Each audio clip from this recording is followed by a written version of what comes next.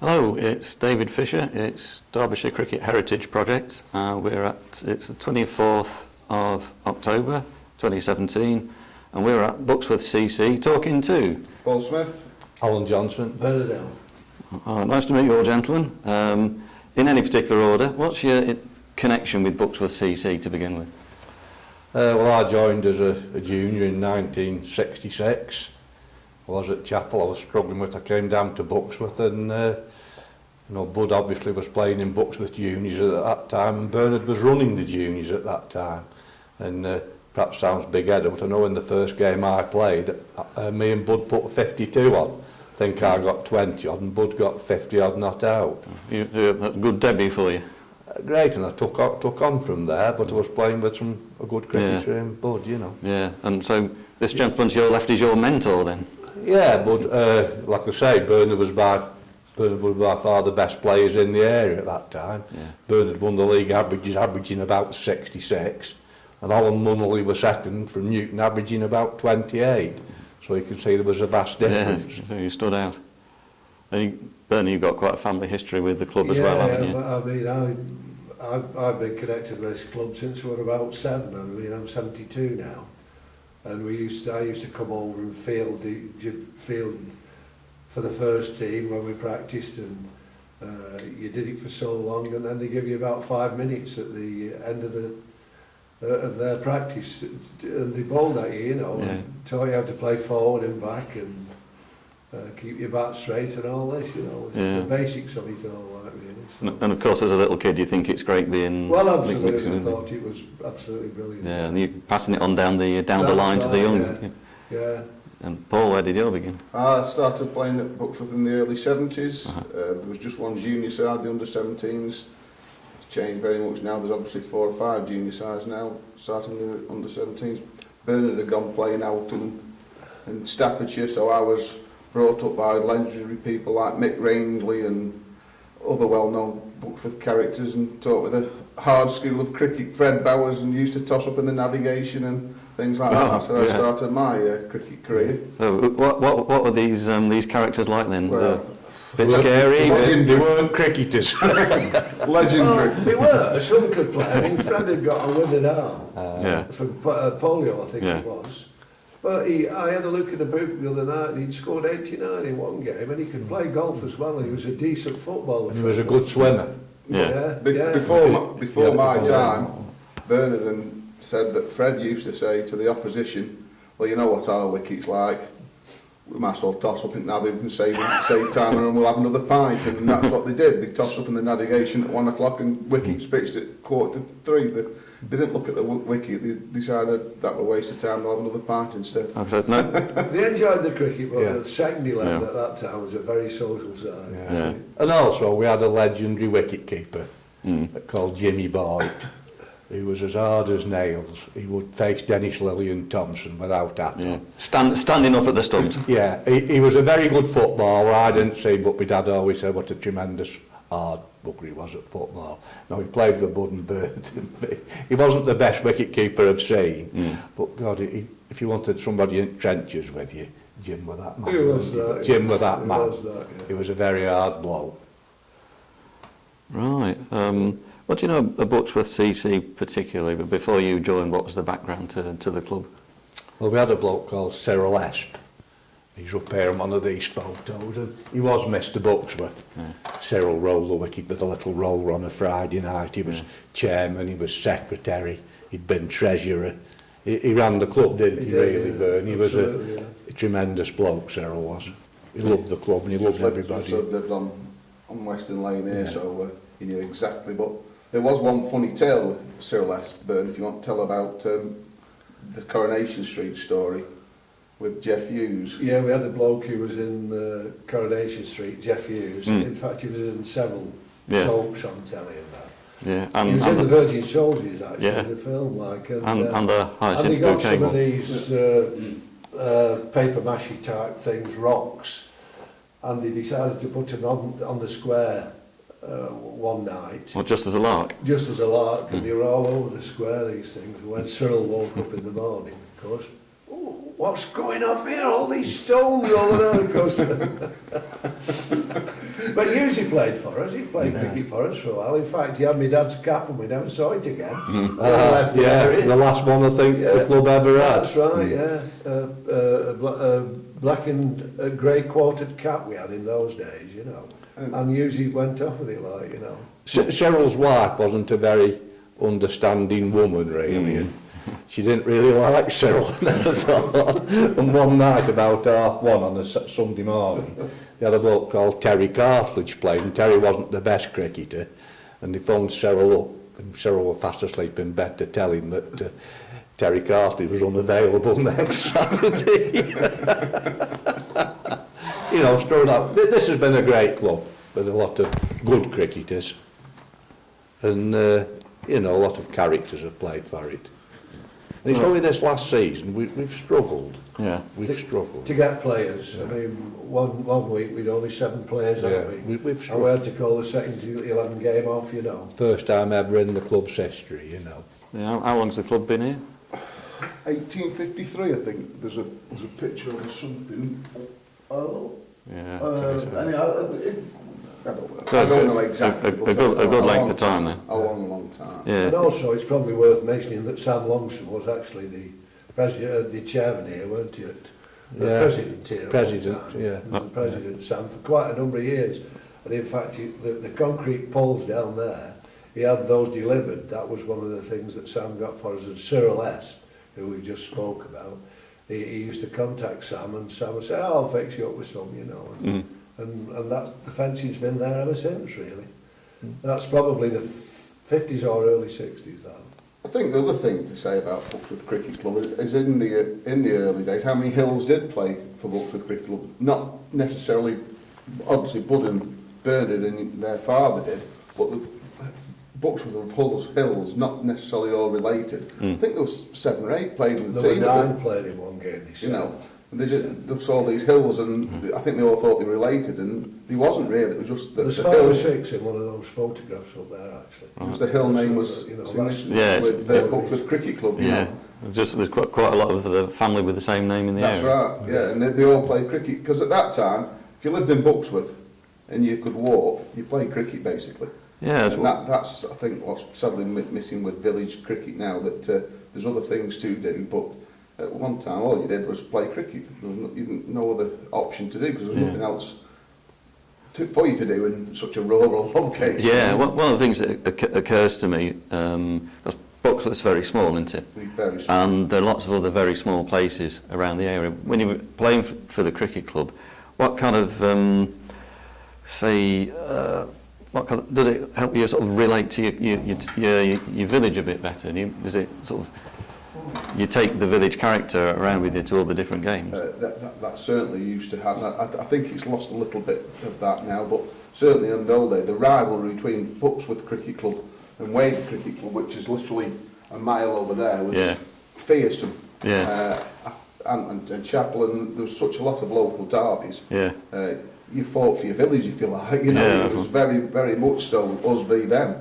I think that's lacking a bit these Yeah. days. Well, I'm not think, I'm certain it is. you Yeah. know. The rivalries on the field were very sharp, were they? Oh, well, Bernard and Alan are probably more in a position to talk about that than me. Yeah. But, oh, yeah, very much so. Some of the stories that Bernard tells me about, Yeah. you know, falling out and do's. But, Yeah. you know, it was...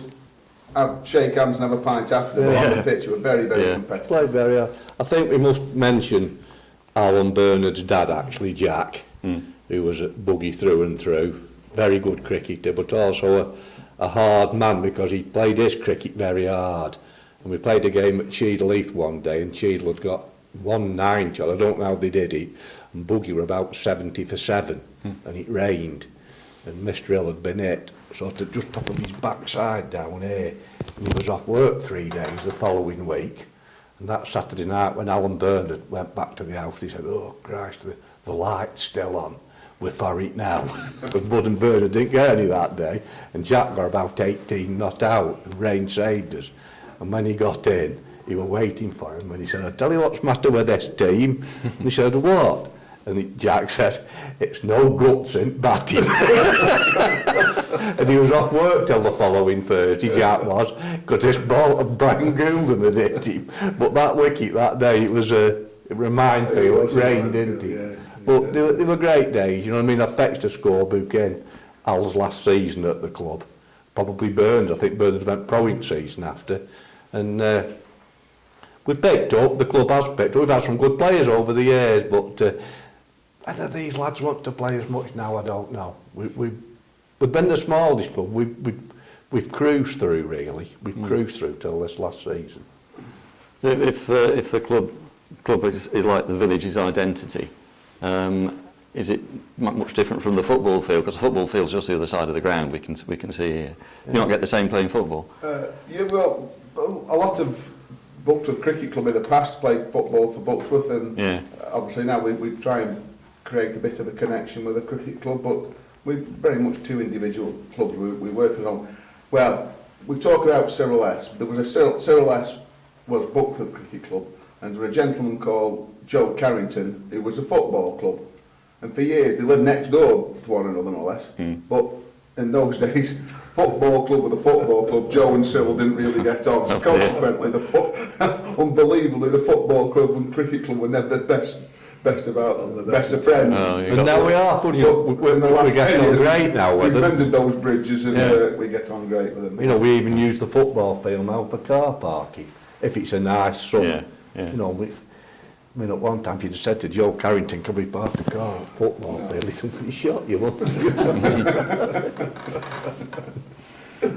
This still looks like a very much kind of a family-orientated club. Do you have a groundsman, or do you have to put the effort in yourself? Alan's the groundsman. Yeah. I have a lad called Mel all helps me. We do okay. Luckily, Paul's wife does the tees. We have Lorette Hall who does the first team. Yeah. We get through. We're a well-run club. It's just that The administration's very good here. It has been for donkey's years, really. It's Yeah. great. Is that because it's such a small area? Yeah, absolutely. Possibly, yeah. Well, Probably so. Yeah, we're very, very close-knit. I'd like to think that, I don't like to think, I know that the committee and the main people on the committee and the chairman, that we're all friends as well. So we're all pulling in the same direction. There's no splits in anything that we do. We're all singing from the same hymn sheet, and that definitely does help. Like I say, my wife helps me. My father's still heavily involved in fundraising. Al Bernard, all the family, we're all pulling in the same direction, and that there's no splits in our camp at all. And there never has been in all the 40 years I've been involved in the club. We're very much in it together, like, which is great. Yeah. Is a thing to be proud of, like, you know. Aye, so what's the social importance of the cricket club, Buxworth, for the area and for other clubs for their area? Yeah, I think. Sorry. Go on. I think. Unfortunately, I think it's not as strong as it was because people have other things to do. But again, our cricket, when we meet on a Friday night for parties, we talk cricket, and we tried to get that back in by getting more Buxworth people involved. We just lost a bit of an edge with Buxworth people through no fault of his own. We just weren't breeding cricketers. But we've got one or two more local characters back playing again who aren't the greatest cricketers, but you don't have to be a great cricketer to keep a cricket club going, and that's what we're looking at. You know, we've never been top dogs in the area, but we want to keep the club going, and we're trying to get more and more local characters, should we say, back involved with the club. You know? I think there is just a sad aspect about this as well. We don't have our own bar, and we've always been the navigation has been Buxworth Cricket Club. Sadly, they've got a landlord in, and the club have fallen out with him. Oh dear. The football club have fallen out with him. So now, this club, for the first time in 100 years, do not use the navigation pub. They go up to the old hall at Whiteif, which is sad, really, in a way, because it was. I mean, what I would say is he fell out with us. We didn't fall out with him, to be fair. But the opposition, it was part of their tradition to play Buxworth at cricket and go for a pint in the navvy. You know, legendary stories of coming out of there at midnight after a game of cricket. You're always a better cricketer after 4 or 5 pints. That doesn't happen, but there's a local pub up there. But what Al says is right, because we want really the club to be involved in the village, in fact. makes sense to you. Yeah, well, it does because it's a field in the middle of the village. It's part of the character. It's like having the pub, like having the village post office, having the church. It's a sort of characteristic of anywhere you go. But until this person goes, I just don't think the football or the cricket club will go back. How does that affect the rest of the village? The rest I think split. Split, Yeah, split. the village. Yeah, I mean, split the village worse than the A6. well, that's right. That's right. Yeah. I mean, I think we should just say one legendary story. You've seen the navigation pub, you've seen our ground, and the biggest six pitch was ever hit in the history of cricket. A bloke called Bob Williams hit it at Buggy, and it landed in the navigation car park. And Bob wasn't the brightest of people. I think Harry Burbage found it. He was with Harry. Oh, was he? Bob dropped the ball and said, and he said, here, Harry, that's not 6, eh? What was it? the nav ain't very far away, which a bloody big hit in the navigation car park for me. I don't think Dave Richards could have done it. And I tell all these juniors this same story, and they keep looking to navicar. There it is. Oh well, that's brilliant. I hope you get more stories like this, and you can create a few more, a bit more interest in the club. Get some more kids. I mean, the club is strong. We we have got juniors, under 9s, under 11s, under 13s, 15s, and that, but I think the problem is not just us. Cricket clubs in general are struggling to keep juniors from 15 upwards. That's where the problem gets now. They find women, they find university, be it, that's where the problem is, and that's not just Buxworth, that's cricket in general, and that's something that together we've got to work to get over.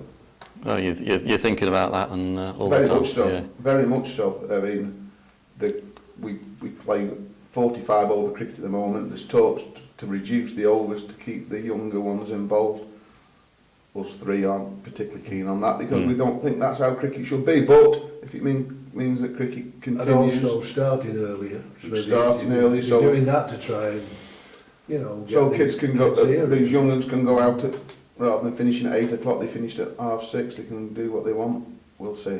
We'll see. We've even got, I think it's November the 25th, a Meet the Parents evening and a hot pot to meet all the parents of these juniors to outline what the problem is and can they help us in any way. And if you get two parents who'll say, oh, we'll help you out, well, that's on November the 25th at the paper. To try and build what you were talking about before, the community spirit Yeah. into these local villages. Yeah. Okay, I think that's it. Thanks very much for your time. Great to listen to you. We might think of some other things to talk about another time. Thank you. Great. Thanks very much.